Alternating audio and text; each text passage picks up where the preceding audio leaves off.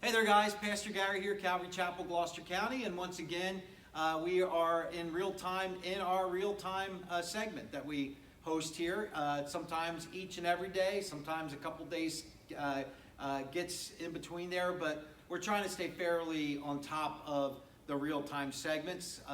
Our producer, Alyssa Jones, does a great job and some real good work with that. And of course I guess we could just probably label you as a co-host now. We kind of host this together, and our teacher is Pastor Buz Offenbecker, who used to be on staff here at Calvary Chapel, and he fell out of the will of God and spent time in jail. No, I'm just kidding you. Buzzy got called. He's still in jail. He's still in jail. He got called away from us, and he is down in Virginia, Smith Mountain Lake, suffering for Jesus, I might add. And hello there, Pastor Buz. Somebody has to do it, suffer for Jesus down here. So you know what, I chose to do that. Yeah, well, I got a place on Elmer Lake, so take that, well, hey, mister. I am jealous. But anyway, lots been happening. Of course, the numbers rise and fall. I never thought we would be so dependent upon numbers of people, getting corona. And I love the way the media announces it. Like, if you get corona, it's like a death sentence. You got corona? When the reality is 99% of the people who get coronavirus live through coronavirus. And of course, we don't wish it on anybody, but Yeah, I had a lady berating me the other day in the supermarket because I wasn't wearing my mask, and I said, "Well, do you have it?" She said, "No." I said, "I don't either." So what are you worried about? Yeah, it's really funny that how now masks have become the symbol for those who are really into this and believe that everyone should have masks, even though you're hearing more and more that different people are telling you really the masks aren't the most vital thing. The other thing I find interesting about all this is the idea that locking yourself away in your house certainly is no 100% cure for this thing either, as far as not getting it. They're finding a lot of people who have sheltered ended up with it also. So I think it's like typical flu. And look, I am not a doctor. I only play one on the stage here at the church. But the way I understand from the people I've watched and listened to things I've read, probably would have been better to herd immunity this thing, get people through it, and then you don't have to worry about the second wave and the third wave and the fourth wave of it. Now that's my humble opinion. Buzzy, any thoughts? Well, God has made our bodies ingeniously. I mean, they're made so that when things like this come along, you catch it, you develop antibodies, and you don't catch it again.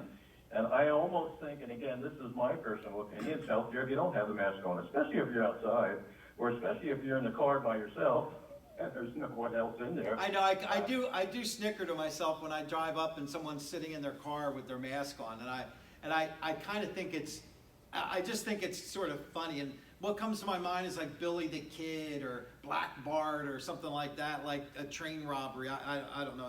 It seems a little bit crazy. Well, anyway, as we've done, go ahead. What? Yeah, you kind of have to have respect. I mean, especially for the older people. Sure. We some people who have stayed away. We've been open now in our building now for 3 weeks, and you kind of sympathize with them. They've been fed a lot of this fear, and sometimes rightly so, because if you have a weakened immune system or you're older, and so they have not come back yet, and so I see both sides of it, but Well, Buzzy, do you remember though? It used to be that when the flu season came about and you were afraid you might get the flu, you sheltered yourself, is what you did. You took yourself out of mainstream life for a couple weeks till things started to calm down. Then you got back in. I really believe, quite honestly, if they try, and when I say they that are in whatever positions of power to speak it, if they try to shut down the economy again, I think you're going to have open rebellion. I think you're going to see, whereas before people, it seemed plausible to them, like, okay, we'll shut down and we'll give this thing a couple weeks so the hospitals don't spike and so forth. But once they saw how this can kept getting kicked down the road more and more by governors and others of that ilk, I think you're going to have a very difficult time if this thing does spike and rise, of people saying, I'm going to shut down my business again. Well, yeah, there would be a lot of blowback. I mean, my wife's a teacher, and she's already receiving instructions as to how different it's going to be in the fall, where kids may be only going to school once or twice a week, and the rest of the week, they'll be taking their classes by a thumb drive. And Is that so crazy though? Listen, you're just as exposed to it one day a week as you would be 5 days a week, right? I mean, if a kid's got coronavirus and he's sitting in the class on Monday, you got a good chance of catching it. But the other thing again though, the ages. Listen, we're getting way off into another topic. You're rankling me, as it were, and so let's draw this back in. We're here to talk about the millennium, not millennials, but millennium, and of course the 1,000-year reign of Christ. But before we do that, as we've asked, and we have received a question in, and anytime you have a question about anything we're talking about, a Bible question you would like to hear what we're thinking, doesn't mean it's always going to be right. One thing I think Buzzy and I both agree on, and that is, we're all going to get to heaven and find out the areas that we were wrong about, because people are going to be wrong about things. We have a lot of diverse opinions in the body of Christ, and that's okay. As long as we agree on the essentials, those things that are viewed as non-essential, we can have disagreements and discussions about. We can be brothers and sisters in the Lord and disagree. In the world we live today, it doesn't seem like you're allowed to do that anymore, but we can certainly do that in the body of Christ. But the question... I disagree with you, and I'm going to hang up right now. Yeah, well, I'm glad you are, because I'm offended, you Baptist. But anyway, Alyssa, our producer, sent me a question and that we received today, and it was from a gentleman that listens, and he was wondering about entering into the millennial. We often hear about heaven and entering into heaven and receiving a new glorified body. And then, of course, always what comes along with that is the idea of relationship. Will we know people? Will we recognize people? And that always leads to the idea of marriage, those people who are married. And they're wondering, and sometimes they say it with a smile, does this mean marriage is over? And other times they say it kind of sadly, oh, you mean my marriage is over? Buzzy, Sure. Why don't you give us an idea of your thoughts on the topic of what kind of bodies do we inherit? Is that what we're going into the millennial with? And what are the relationships going to be like in the millennium for those who have, for those who aren't here on earth already, but we're coming back with Christ? Well, we know that when the rapture occurs, that it'll happen within the twinkling of an eye, and the scriptures say we shall all be changed, and so we're going to be different from what we are now. The Bible says that we'll know him as we are known. We'll be like him, for we shall see him as he is. And so what does that look like? I don't know. All I know is that when Jesus, in his resurrection appearances, the room would be full of the disciples, and all of a sudden, the next moment, Jesus is there. He didn't knock on the door. He didn't open the door. He just appeared. And will that be us? Will that be our glorified body? Will we be able to do that? I guess. I don't think our bodies are going to change again after the millennium. I think once we have these glorified bodies, that's what we will have. What if you have your glorified body now, sort of like me? Well, that's different. You'll just continue on the same. Yeah, thank you. Thank you very much. So you will be purified somewhere down the line. Yes. So you're saying then when it comes to the bodies, obviously, then we will have our glorified body. We will get that in the moment, the twinkling of an eye. But relationship-wise, also, while we will know people, because as Joe Foch, Pastor Joe at Calvary Philly says, it's not like we get dumber. So you know more, so you're going to know people. But we're not going to be given to having to marry. I spoke on this in church probably a few weeks before the Corona shutdown. And I think there were quite a few people surprised to know that we weren't good. Because there's a lot of people who assume, and they want to be, bless their hearts. Maybe it's a woman who's been married to the same man for 40 years, and she's like, but I love my husband, and a husband loves his wife. The reality, though, when we get to heaven, you don't have the need of that type of marriage. You will have relationships still with people, and you will be very close, and the curse curse is broken for all intents and purposes for the most things in the millennium. And so when you know somebody, you'll know them in such an intimate fashion without having, there's no reason for procreation as far as we're concerned any longer. And so anyway, I say all that to say, it seems like the scripture does teach, you will know one another, but you're not going to be given to marriage. Well, you remember the story that was talked about in the New Testament where, the question came up, well, if this woman is married and her husband dies and then his brother takes over and she marries him and then he dies and then the third... Yeah, by the way, don't marry that woman, right? Yeah, that's right. Everybody dies. And, so whose husband will she be, when she gets, obviously to heaven? And of course, the gist of it was, well, there is not that type of relationship. As you mentioned, that relationship will no longer be needed there in heaven. Yeah. And so we get little pictures like that of what it's going to be like, and we can use our imagination. But all I know is that it will be a lot better than what is here. Yeah, that's the thing. You're right, Buzz, and you hit it right on the head. That's what we all need to remind ourselves from time to time. We try to transpose life here to there. And the reality is, Paul even said, your mind, you can't even begin to conceive what he's prepared for us. And so, if you find great fulfillment in marriage here, which I hope you do, listen, I'm a big proponent of marriage. I've been married for 26 years and, love my wife. My wife loves me. We have a wonderful marriage.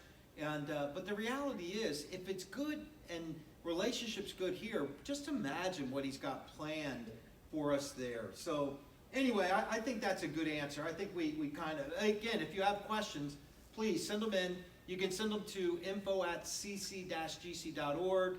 You can call in and leave them on the phone, whatever you need to do. But anyway, let's get to the millennial. Now, in some of my prep work and in some of my reading, I found this interesting little tidbit, and I'd like to start by reading this, and maybe this will get our minds kind of thinking in the way and focus on there. And it was just a short little blurb, and I honestly don't even know who wrote the thing, but it's pretty good. This is not coming from me. This is coming from somebody way smarter than I am. That's for sure. I think I wrote it. Yeah, I was going to say. Oh, it does. It says Gary Offenbecker is what it says here. No, so, Alyssa probably wrote it. Yeah, Alyssa wrote it. That's exactly right. Much smarter than both of us combined. That's for sure. Imagine a world dominated by righteousness and goodness, a world where there is no injustice, where no court ever renders an unjust verdict. Now, just stop and think about that. I mean, no court ever renders an unjust verdict, where everyone is treated fairly. This whole thing about racism and what's been going on in the world, and there will be no racism. There will be no bigotry. There will be no slander. There will be no unfair treatment by those in authority or against those in authority. None of that will happen in that way. Everyone treated fairly. Imagine a world where what is true, what is right, what is noble marks every aspect of life, including interpersonal relations, commerce, education, government. Think about those pillars of society, all being done the proper way. Will those people in the Millennial Reign, will they be educated? Of course they'll be educated, but the education will be pure. The education will be right. It'll be centered on the one who is wisdom, and of course that is Christ. So commerce, education, government. Imagine a world where there is complete, total, and enforced and permanent peace, where joy abounds and good health prevails. So much so that people live for hundreds and hundreds of years. Imagine a world where the curse is removed, where the environment is restored to the pristine purity of the Garden of Eden, where peace reigns even in the animal kingdom, so that the wolf will dwell with the lamb, and the leopard will lie down with the young goat, and the calf and the young lion and the fatling together, and a little boy will lead them, it says to us in the book of Isaiah, right there. Imagine a world ruled by a perfect, glorious ruler who instantly and firmly deals with sin. Humanly speaking, that description may seem far-fetched, a utopian fantasy that can never be reality. yet it accurately describes the conditions during the future earthly kingdom of our Lord Jesus Christ, known as the millennium. And that's what we're dealing with, right? You know, to me, it's amazing that a lot of those characteristics come to us not from the New Testament, from the Old Testament.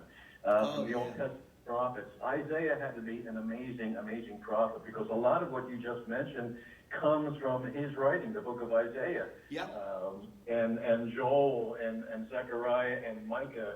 I mean, all of these prophets, you know, they prophesied about things that were going to be soon happening, but they also prophesied about things that haven't even yet occurred in our lives. But that's a great point, Buzz. You think about Isaiah. Isaiah had the privilege of the prophecy for the Son of God coming into the world, right?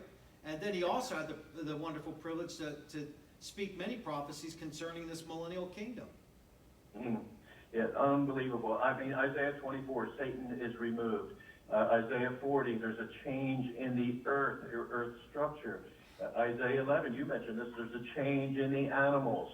Isaiah 35, there's a change in health. Joel talks about days of plenty. Isaiah again talks about peace. You mentioned that, a different form of government. Isaiah again, godliness. Micah talks about no fear. Everyone shall sit under his vine and under his fig tree, and no one shall make him afraid. Right. And then Isaiah, you mentioned this too, long life. Never will there again be an infant who lives but a few days, or an old man who does not years. You know, you stop and think about like what the things that you're saying, and I want to pause on these things because I think they're so important, because they're almost hard to digest. They're almost hard to believe. You know, every day we're inundated with images on our computer screens, on our TV screens, that remind us we're in a fallen, broken world. The way the news reports these things, we're in a fallen, broken world. You see the abundance of fear is what you see. You see little children who are starving. You see men and women who wish they could provide, who wish they could take care of their children. I mean, let's face it. You've traveled around the world. I've traveled around the world. And I've been in places, and we all have commonalities, don't we? It doesn't matter who you are. Parents want to be able to provide for their kids. They want to be able to, they want to have a certain standard of dignity. They want to be able to know that their children are going to succeed and that they're going to do well. Nobody wants to see, unless you're evil and wicked in your heart, nobody wants to see destruction brought upon anyone else except those who are wicked and evil. And unfortunately, take for instance, I'll never forget, you're old enough to remember this, I certainly remember this, back in 1985 in the city of Philadelphia, and then of course, I believe in England also, I believe it was in London, when we did We Are the World.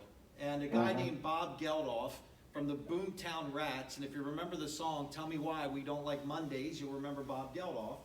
And Bob Geldof was moved to put together this huge humanitarian relief effort because he saw children starving in Africa. And so what happens? Bob gets some of his rock and roll friends, and Sting and Bono and Madonna and Phil Collins and all kinds of people get together, and they put on a two-continent concert, and they raise, for the time, millions and millions and millions and millions of dollars.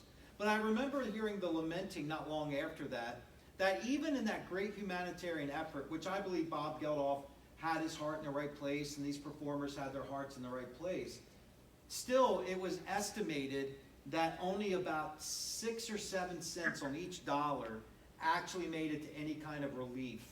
You know, mankind has this yearning in some instances, because we were created in the image of God, to do something noble and something worthy and something helpful, but we're so stinking corrupt, Buzz. We're just corrupt. Well, yeah, well, the Bible says the heart of man was inherently evil. I mean, there is that sin nature there. Whatever good, wherever there is good, there is always going to be evil that will rear its ugly head. But there is a day coming, isn't there? Well, yeah, sure. Well, during this millennium time, I mean, there will be, during the millennium, I mean, the inhabitants of the earth will not only include us, the glorified saints, but also citizens of the nation, but they will have to bow in submission to Jesus Christ. And so there will be perfect rule. You can imagine Jesus being the president of the world. And who's his vice president? We saw that the other day. President King David. King David. So you've got the Son of God, and you have, his right hand, so to speak, on earth here, King David, and they're ruling from Jerusalem. I mean, and it's perfect. There's peace. There's godliness, and Jesus is ruling there with this iron scepter, even though people may not agree, but yet they will have to outwardly conform to the Lord's righteous rule. So it's going to be an interesting time. My imagination grows wild when I think about the glorified saints versus people who will just be regular, that are born and marry and have children, and the difference between. And will we be looked on as these superhumans that are able to appear here and then appear there, and it just be an interesting. We have just enough questions, or we just have just enough answers in the Bible to pick our interests to want to know a lot more, especially about this time. Now we know, again, you've already touched on it, the rule. We have a representative government. You have the apostles who will represent the tribes, of course, and then for the church and what we go into, it seems like those saints will come back, and we will judge angels and that type of a thing. And of course, Christ as the way we can look at it, King Jesus with his right-hand person, King David. So we know that his rule will be universal. It's not just over Israel, it's universal. He will rule the world. So we will finally see a true theocracy where God is ruling. The caliphates, the Muslim rule, where they had the Byzantines and of course coming in, and we see where there's been caliphates in the past, but in which ISIS was bragging about implementing another caliphate, which of course they would look at and say that's a theocracy because they have made Allah to rule. But we haven't seen a theocracy like we're going to see a theocracy. We're a true theocracy where the true and living God, where Yahweh, Adonai, will rule and reign, where Jesus himself will rule and reign from Jerusalem. And I'm with you. What in the world does that look like with Jesus ruling and reigning from Jerusalem? I know, and then you have the raptured saints who are ruling and judging, and then you have the tribulation saints who are reigning with Christ. And so, man, you've got like two polar opposites right here that's happening. You have the world that's growing up, that's submitting to Christ, and then you have the glorified bodied ones who are ruling and reigning with Christ all at the same time. And not only will we experience those changes, like in governments where these people who thought they were so powerful, who thought they, and listen, we just, at that point when Christ returns, we've just gone through really the apex of human government, because you've just had a person who was ruling and reigning, who had autonomous, he was over everything, ruling and reigning. Nothing could come against him. And of course, being the Antichrist, he was given powers by Satan to rule everything. And so you can draw the parallels to when Satan offered Christ to basically take that role. When he tempted Christ, Christ wouldn't take that temptation. But obviously the Antichrist does take that temptation. But he's been dealt with now, the Antichrist has. And so now you're seeing a God-man stepping up onto the scene to truly rule and reign in righteousness and with a rod of iron. But along with the... I'm sorry, go ahead.